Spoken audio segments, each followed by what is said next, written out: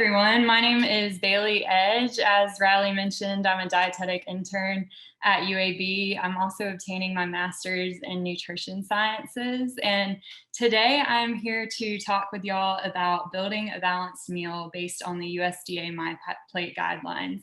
So a little bit about me, as I mentioned, I am currently at UAB, but I have to throw this in here. I did Auburn University for my undergrad, where I obtained my bachelor's in nutrition dietetics and a minor in business. So War Eagle to any other Auburn alumni out there, if there are any. All right, let's see if I can get this to function right. Here it goes. All righty, so before we get started, I wanted to review a few objectives with you. So I want you to leave this presentation with the ability to describe and understand what a balanced meal is going to consist of. I also want you to be able to identify different foods that you can incorporate into your meals to maximize the nutritional value of them. So maybe one night you're cooking a meal and you think, man, this is really beigey. What can I add into it to increase the nutritional value? Maybe you add some different vegetables. Maybe you reach for a side of fruit. I want to kind of get your mind thinking like that. And then finally, I want to give you a toolkit to be able to apply these concepts in any setting. So here I am giving you the knowledge on these different foods that you can add to your diet. And then I want you to be able to take this knowledge and build skills in any setting, whether that be at home, whether that be on vacation, during the holidays that are coming up, just to be able to utilize this knowledge. So I'm going to open the chat box, and I want you to give me some characteristics. Doesn't have to be a right or wrong answer. Just what is a balanced meal to you? What is one characteristic of a balanced meal? Let's see if I can get it pulled up.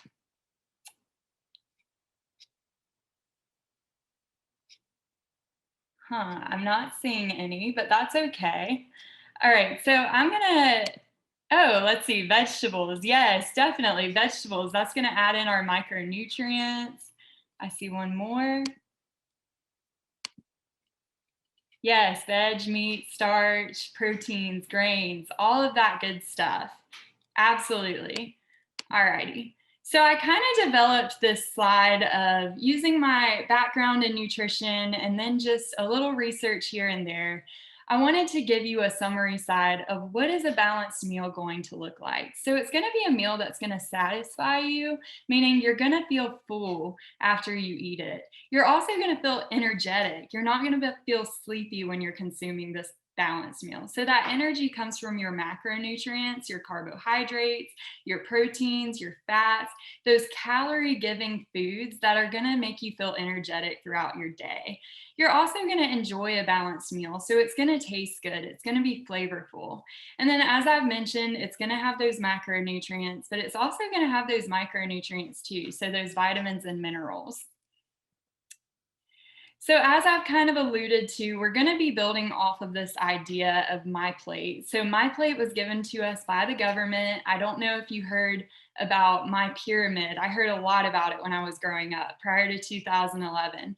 And I just didn't really understand it. And then they came out with MyPlate, which gives us this simple reference tool, and it's relevant to a lot of us because it's got that plate, that typical mealtime symbol.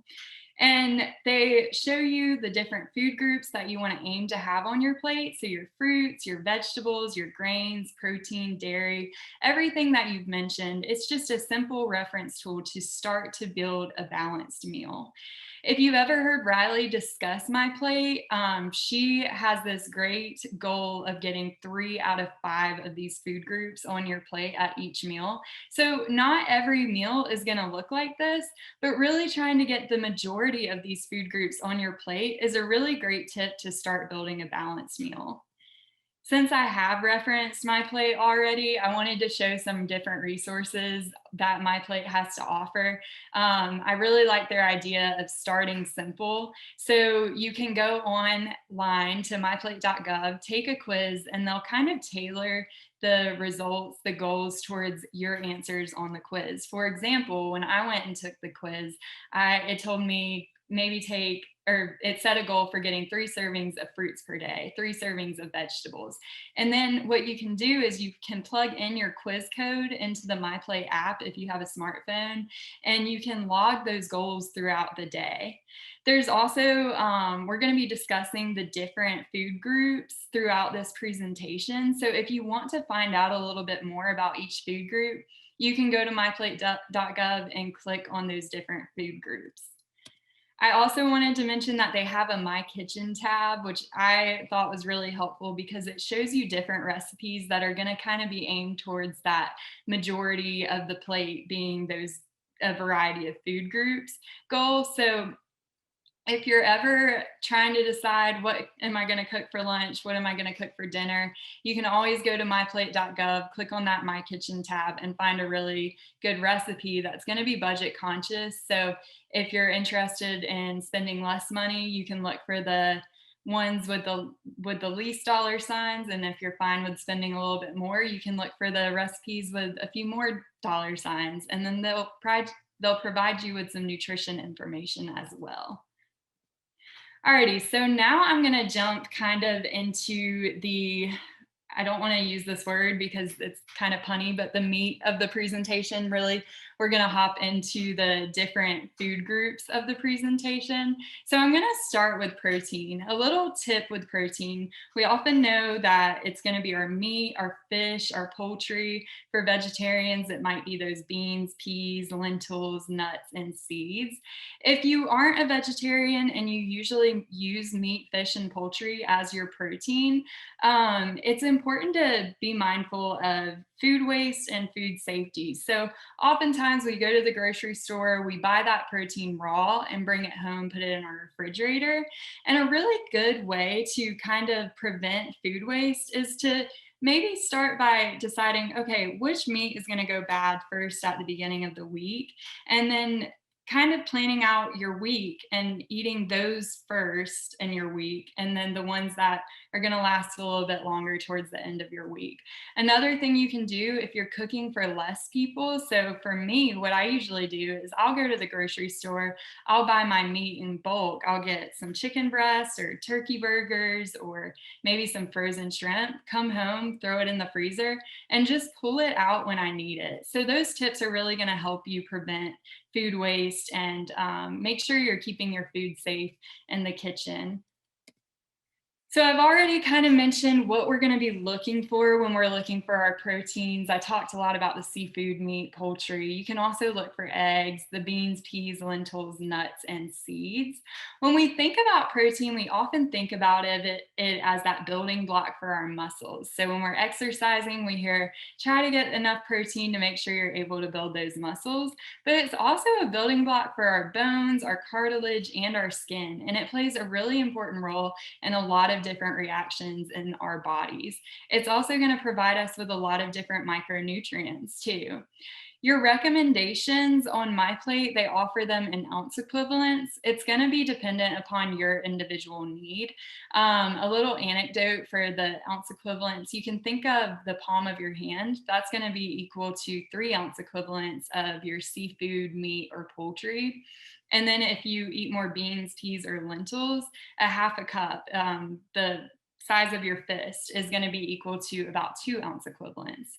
If you don't necessarily like thinking in terms of those ounce equivalents and you're trying to decide how much protein do I need to be getting in my meals every day, you can think in terms of grams per kilogram. So they usually recommend a baseline of 0.8 grams per kilogram of body weight of protein throughout the day. So what you would do is you would take your body weight in pounds, divide it by 2.2, that's going to give you your body weight in kilograms, multiply that number by 0.8, and that'll give you an idea of the amount of grams per day you want to be eating of protein.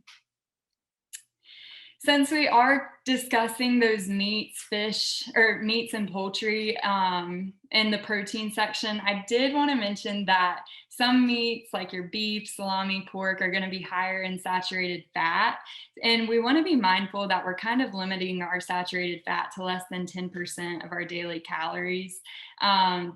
This is because a lot of saturated fat in our diets can promote cardiovascular disease in the future. So just being mindful that some meats might contain more. So like this T-bone steak on the right side, I'm not saying take it out of your diet. A lot of that fat is probably going to make it taste really good. But if you're looking for some options to reduce it, I do have a slide to show you some lean sources of protein to reduce that saturated fat intake that's coming in through your meat. So if you are a vegetarian, you're in luck because those beans, peas, and lentils, they're high in protein, high in fiber, not so much saturated fat. And if you're not a vegetarian, that's also a great protein source as well. You can look for skinless white meat poultry. So, like your chicken and turkey, you can look for chicken breast. Without that skin, it's going to have less saturated fat in it. And if you're opting for the white meat instead of the dark meat, the white meat has less saturated fat in it too. When you're looking for lean beef, say you're making say you're making hamburgers, or maybe you're making some spaghetti and you want some ground beef in there, you can go for the 95% lean ground beef. It's going to show you on the packaging how much, what percent of leanness there is in it. And then if you're looking for a steak, maybe you grab a sirloin or a round steak. Pork, kind of the same thing, a pork loin or a pork chop. And then you just want to make sure when you're cooking those different foods that you're not adding the saturated fat back in if you're trying to be mindful about your intake. Since we're already talking about fats, I really wanted to segue into a discussion on fats and oils. So it's not considered a food group on my plate, but it's one of those calorie giving macronutrients. It's going to provide us with energy. It promotes satiety. It makes us feel full. And it's going to contribute to the flavor of our food. So as I said, that saturated fat in that T-bone steak, it's going to make it taste good. Fats in general are going to make your foods taste good. And they're important because they're going to give us our essential fatty acids. They're going to give us vitamin E. So I really want to contrast the difference between your saturated and your unsaturated fats. So your saturated fat on the left side, you see that butter, and that's going to be solid at room temperature. So that butter is considered a saturated fat, your fats in your meats, your milk fat. And then on the right side, you see that avocado. When you extract the fat from that avocado, it's going to be liquid at room temperature. It's going to give you an oil. So that's kind of a way that you can tell if something's a saturated fat or an unsaturated fat. Your unsaturated fats, you're also going to find them in your nuts, your olives, some fish, and avocados. And it's just going to provide you with those poly and mono unsaturated fats and your vitamin E. So here's some examples of sources of your unsaturated fats. I do want to note that your polyunsaturated fats, those are going to be your omega-3s and your omega-6s, and those are our essential fatty acids. So they're the fats that our body can't make itself, so we have to make sure that we're getting it through our diet. I also want to note the oils. So the olive oil, avocado, canola, and flaxseed oil, those all have different smoke points. So being mindful when we're cooking with these oils and we're using them in the kitchen that we're not going above that smoke point, because if we do, it's going to break down the fats and we're not going to get as much nutrition out of them. So the olive oil is going to have more of a medium smoke point. Avocado or canola is going to be a higher smoke point. And then the flaxseed has a really low smoke point. So we want to use that in our salad dressings. We also, we get a lot of omega-6 polyunsaturated fats in our diet. So it's important to make sure we're also getting a lot of omega-3s in our diet. So one of those ways that you can do it is go straight to the source, get it from your fish, your salmon, sardines, canned tuna. Eating that 3 times a week is going to help increase your omega-3 intake. Also adding flax or chia seeds into your diet. Maybe you throw it in a smoothie or on top of some oatmeal. Maybe you add it to your cereal in the morning. Those are ways that you can kind of increase your omega-3 intake. Alrighty, so we've discussed proteins, we've discussed fats. Now I kind of want to get into our grains, our vegetables, and our fruits. And those are the other 3 food groups on our plate. So Grains first. Why do we eat grains? Well, they're going to provide us with dietary fiber, specifically soluble fiber. And that's something that's going to help us with lowering our cholesterol. It also helps us a lot with digestion. And then grains also contain a lot of different vitamins and minerals in them as well. We think of them when we find them, we're going to find them in our wheat, we'll find them in pasta, flour, rice, oats, all of that good stuff. And the recommendations, I do want to note, those are in your ounce equivalents as well. So I've left a little note on the side of the slide where you can kind of get an idea of what is 1 ounce equivalent going to equal. So that'll be about 1 slice of bread, 1 cup of ready to eat cereal, and half a cup of cooked rice, pasta, or cereal. I also wanted to note that a good portion of the recommendation, the amount for women and men, that's going to be in whole grains. So there are two different subgroups of grains. You've got your whole grains and you've got your refined grains.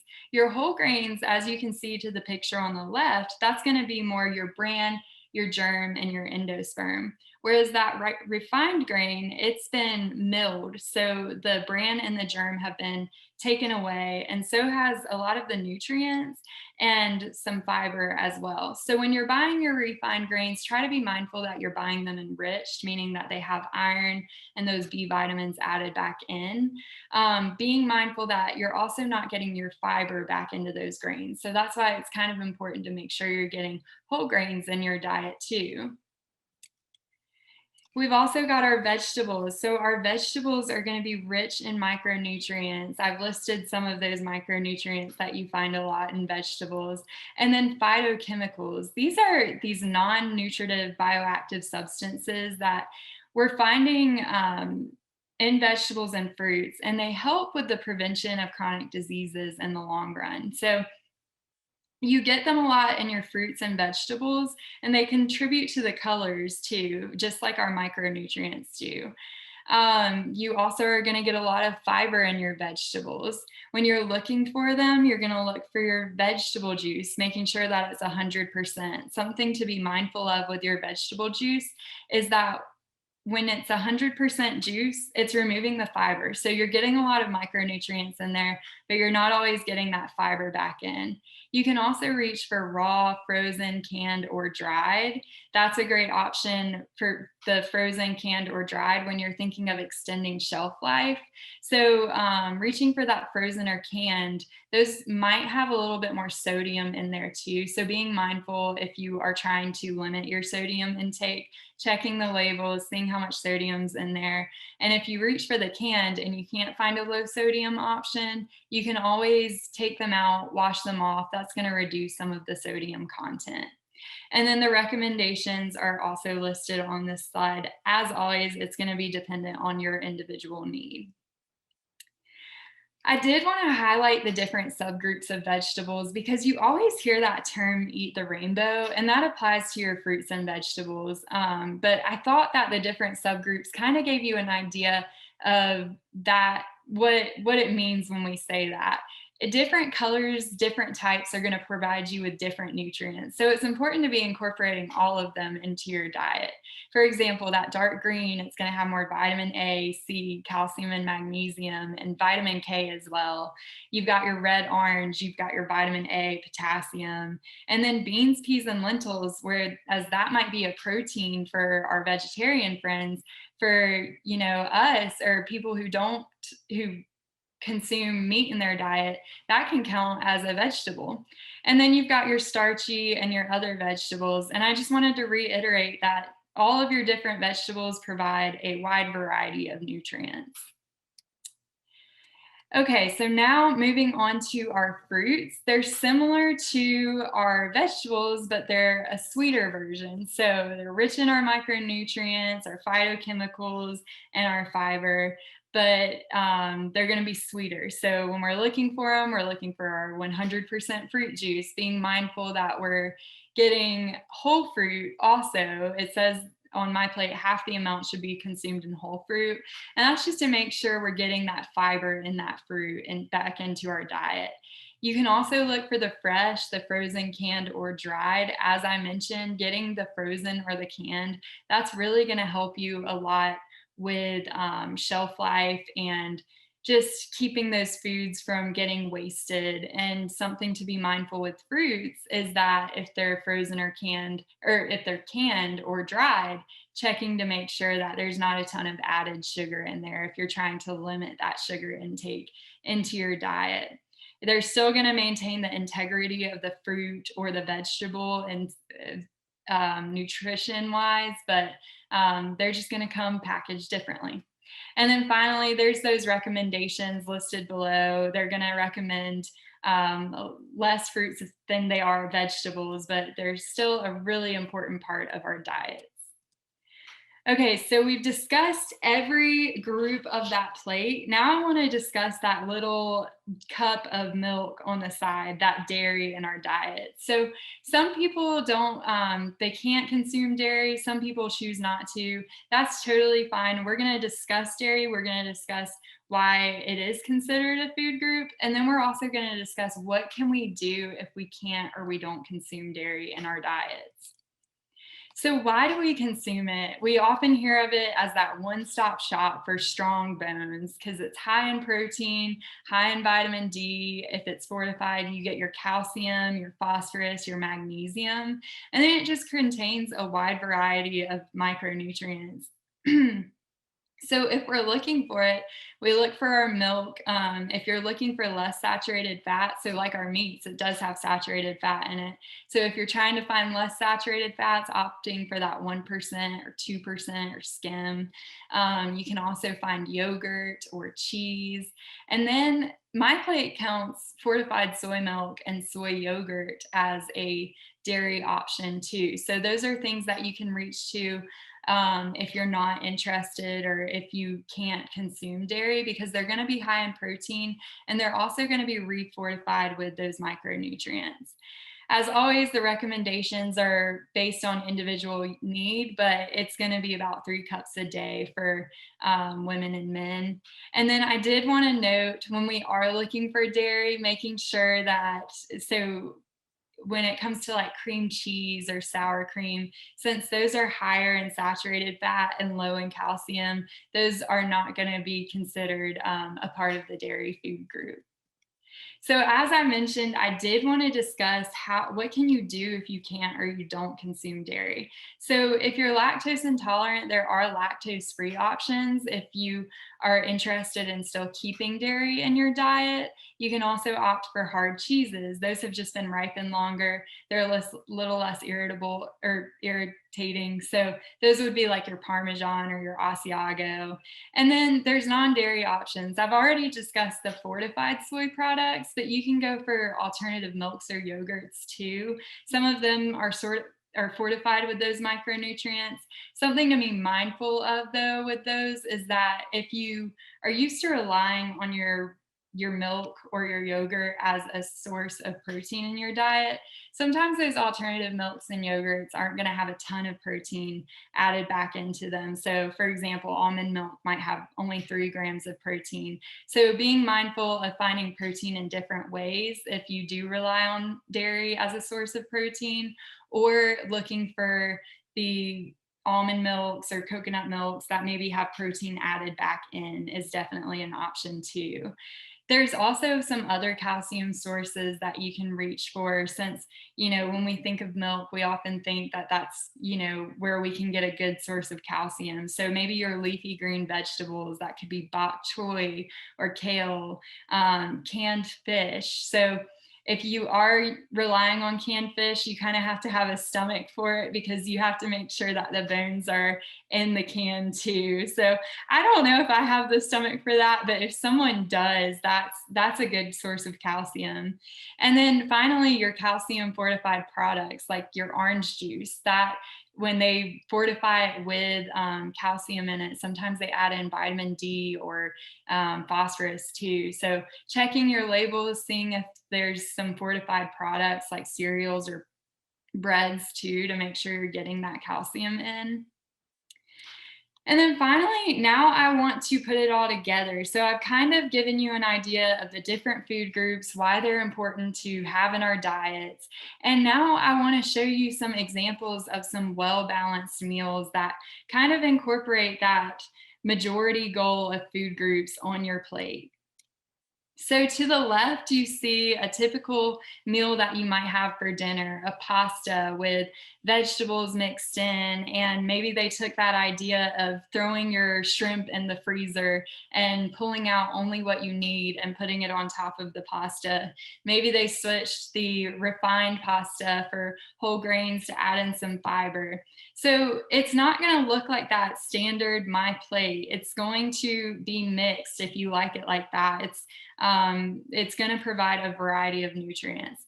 And then on the right, that's a typical lunch. They've used whole grain bread, it looks like, added in some cheese for some dairy, some meat, and threw in some vegetables in there. So if you are not a huge fan of vegetables or you're trying to eat more vegetables in your diet, that's a great way to do it, is just by looking at your meals and what do you already have and what can you add into it.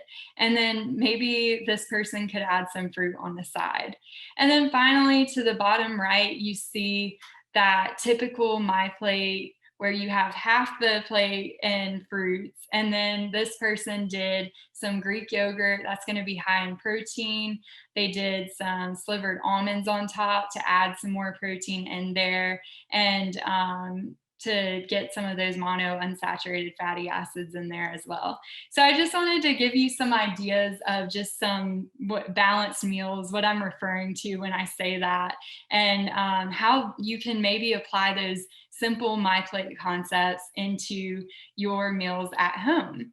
So with that said, I'm going to go ahead and show you my references. And then I wanted to thank everyone for coming and sitting through this webinar. And if you have any questions, I'm happy to answer them.